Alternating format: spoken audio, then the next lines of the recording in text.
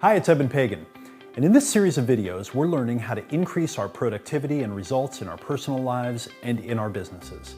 And in this third video, we're going to learn another technique to dramatically increase our personal and business success, and we're going to learn how to cure procrastination. That sounds fun, doesn't it? Now, this is one of the main pillars of Wake Up Productive and of the entire Wake Up Productive system, and it can change the game for you if you implement it and you use it. If you haven't watched the first two videos in this series, I recommend that you take a few minutes and watch them first, as they'll make this video much more valuable to you and you'll get better results. Okay, so first let's talk for a minute about what productivity is. Now, I define productivity simply as getting the result you want. If you get the result you wanted, then you're productive.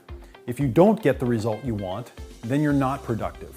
Now, this helps us to keep from confusing busyness or activity with productivity. You can seem busy, but be getting nothing done. Or you can be getting a lot done and have none of it be the kinds of high-value work that actually increases your success and your income. So productivity is getting the result you want, and Wake Up Productive is about designing your life so that it happens automatically. Now, it almost goes without saying, but not quite. Okay? The key to creating a life where you feel happy, successful, and satisfied is learning how to get the results that you want, rather than getting the results that other people want you to get. Okay? And that's exactly what we're learning about here. Okay, so let's dive in and learn how to overcome procrastination and get more of the results that we want. So I want to talk to you about willpower for a couple of minutes. There's interesting research that's being done that seems to show that we humans get just a little bit of willpower each day.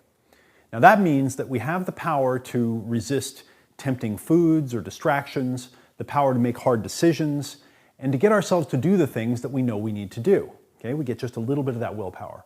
But most of us aren't aware that we only get a little bit of it, so we wind up wasting it on things that don't do us any good in the long run, and then we don't have it when we need it.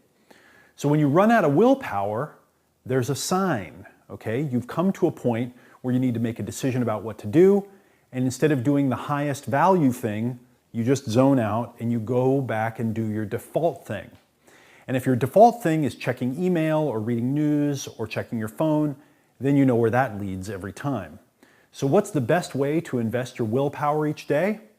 Well, the answer isn't using it to make yourself do or not do a particular activity.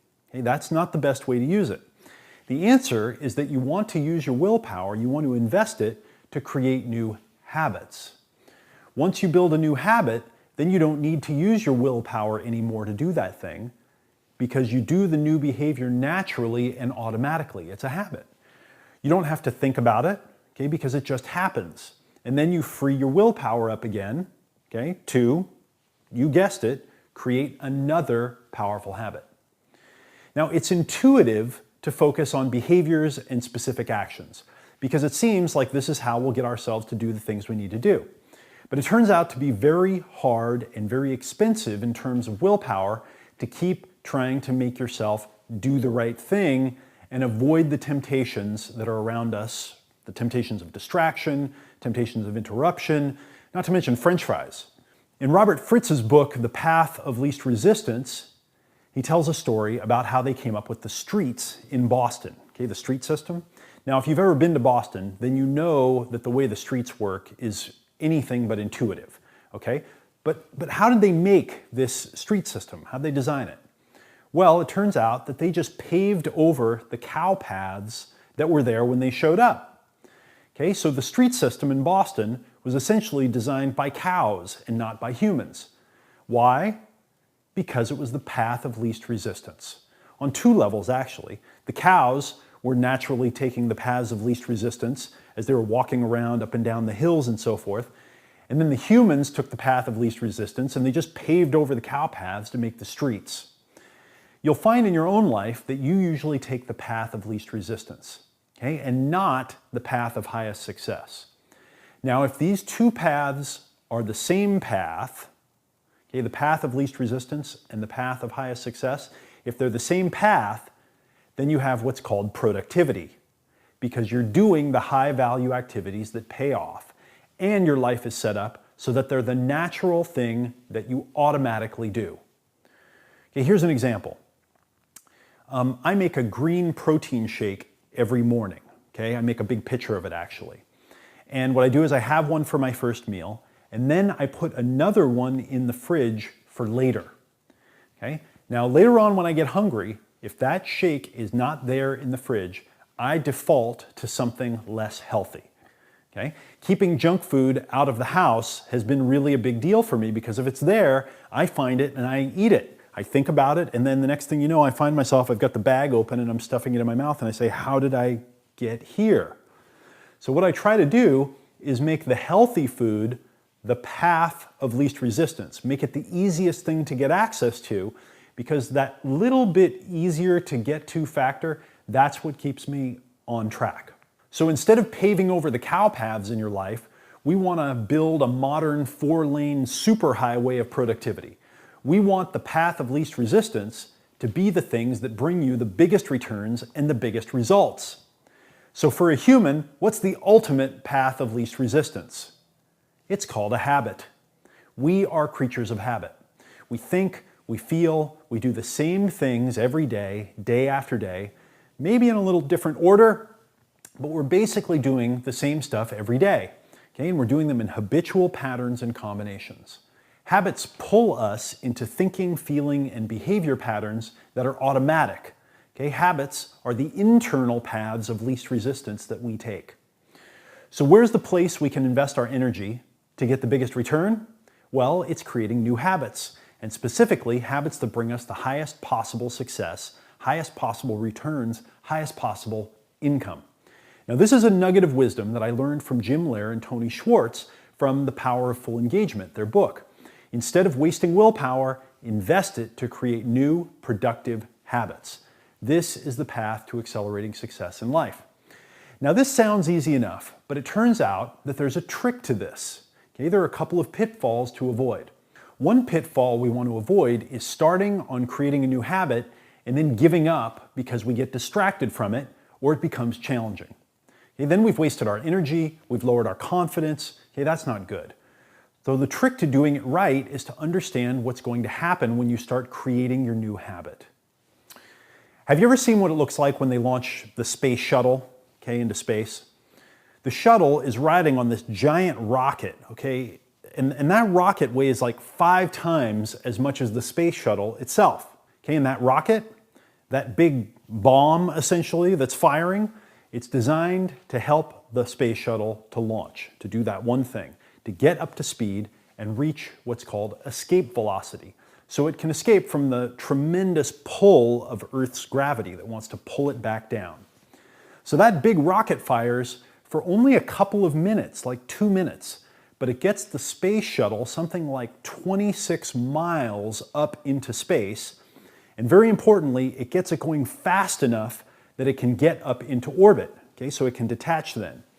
Then the space shuttle, it only needs a little bit of power once in a while from the tiny engines that it carries to navigate around, to do its mission, and then to get home.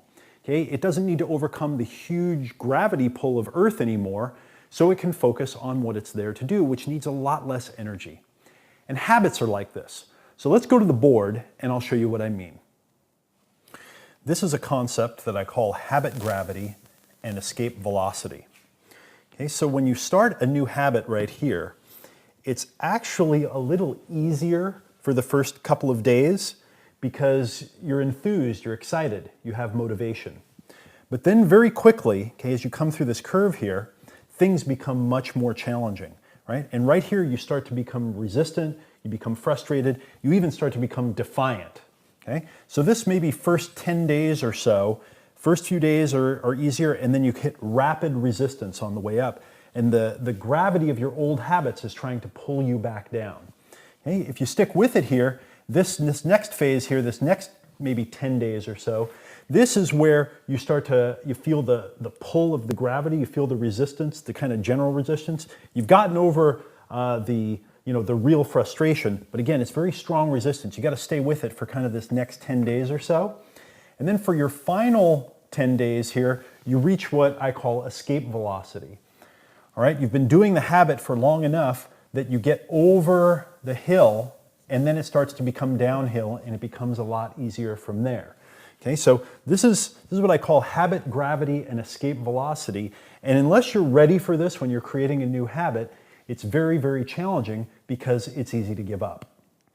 So again, you need a huge amount of energy right at the beginning there, at the liftoff, because those first several days, okay, first couple of days, they're easy because you're optimistic and you're excited. But those next few days there, that next week or so is, okay, and that next week and then the next 10 days, this is the hardest because you're having to fight against the gravity of the old habits that are trying to pull you back in. And then finally you get over the hump, okay, in that final 10 days, and you reach escape velocity. And then the real magic and the power of habit takes over, and you don't have to think about it anymore because you do it automatically. Okay, so for the first 10 days, you have a little optimism that turns rapidly into avoidance and frustration and even defiance. The next 10 days, you have the strong resistance that begins shifting to seeing the light at the end of the tunnel as you get to the end of it. And then that last 10 days, you start to acclimate. Okay, and you have an increase in productivity, and it also becomes a natural part of who you are. It becomes a habit. But you have to set things up so that you do this new habit every day so it takes root and it becomes a part of you. So here's a tip for you. We learned earlier in our first videos, right, that willpower, we burn it quickly, so we want to do it earlier in the day. If we're trying to put a new habit in place, and it's especially important, you're probably going to want to do it earlier in the day in the long run. So practice it early in the day when you still have your willpower. And I also like to practice what I call setting up inevitability, okay, or inevitability thinking, which is asking the question, what conditions do I need to put in place in my life, okay, inside and outside, so that the outcome that I want to have happen happens automatically? Okay, how do I have to set things up so that I do my new habit consistently? Here's another tip that I got from my good friend and mentor, Wyatt Woodsmall. Okay, he says this when installing habits. He says, start now, don't deviate. Okay, those are the laws of habit creation. Start now, don't deviate. And this is also how to overcome procrastination, because if you start now and you don't deviate when creating new habits, by the time you've installed 3 or 4 or 5 great, high-value, highly productive, success-creating habits, you don't have to worry too much about procrastination because you're doing the high-value work automatically. You're starting to literally do what I call waking up productive. Okay, so I've put an exercise on this page. Okay, I call it the Habit Designer, and you can go and download it now and just go through that exercise, and it'll walk you through how to design a habit and how to overcome habit gravity and escape velocity. Okay, so take that exercise, okay, start now and don't deviate. There's also another download on this page, which is a summary, right? It says Wake Up Productive Tips number 3. You can download that, and that's got a 1-page summary of all of the key points from this video. And just like we've done in our last couple of videos, go ahead and post that somewhere, print it out and put it in front of you so that you see it last thing before bed, and first thing when you wake up in the morning, you just do a quick little 1 or 2 minute review of it so that it gets you back into the mindset. Okay, so you're doing a great job of putting the pieces together to take control of your time, your productivity, your results, your success, and your life. In our 4th video, we're going to learn why you need to put all of the pieces together to create a system that puts you into productivity mode literally as soon as you wake up, and we'll learn what that system is in the next video. You can do all the steps you've learned so far, by the way, and get it all right and still not wind up productive in the long run. But in the next video, we'll learn why that is and what to do about it. I'm also going to give you an invitation in the next video to spend the next 90 days with me working to lock in your personal and business productivity inside my Wake Up Productive program. Okay, so we can build the personal and business success that you want to achieve and that we really want to achieve, and we can do it together. And again, this isn't going to be one of those super high-end tuition price courses that you typically see with product launches. This program is highly affordable and it can definitely work for you. Also, if you aren't yet on my email alert list and you want to be notified when the next free video comes out, plus get access to all kinds of other valuable business growth training and other free videos, just click the button in the upper right corner that says subscribe and enter your email address, and I'll make sure and send all that stuff to you. Until next time, keep working on creating great habits so you can wake up productive.